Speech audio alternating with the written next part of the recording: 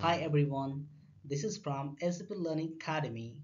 In this video, I will explain virtual provider and its various type and use in SAP BI.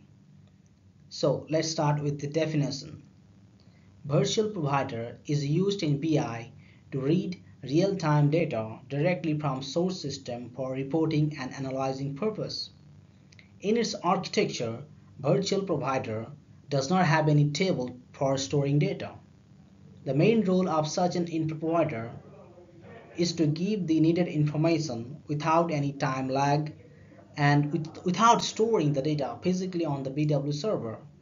So, virtual providers are just like structures with no persistent storage.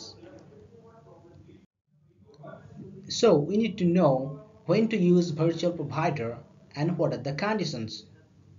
As we know, virtual provider provides real-time access on data. So when you require a real-time data from an SAP source system and where there's a need of fast reporting, and what are the conditions? When you only access a small amount of data from time to time and less number of users are accessing the query at the same time. Now we will see what are the types of virtual provider. There are mainly four types. Those are available in the SAP system. 1. Virtual provider based on data transfer process for direct access. 2. Virtual provider based on BAPI. 3. Virtual provider based on function module. And 4. Virtual provider based on HANA view. Yes, we can see the system view of the while we're creating virtual provider. We can see there are four options available. We can use any of one to use in the virtual provider. So now we will discuss all the four types one by one.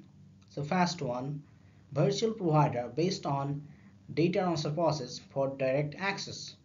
In this process, PSA never comes into picture.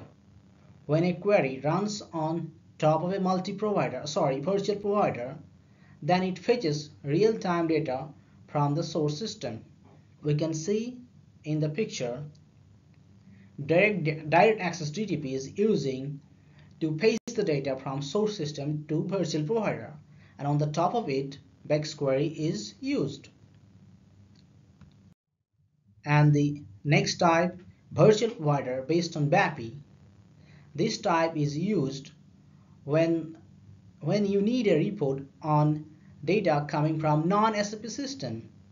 So the BAPI is called to collect the data and after that pass it to BW OLAP engine. We can see in the picture also non-SAP system is used here to send the data through BAPI to virtual provider.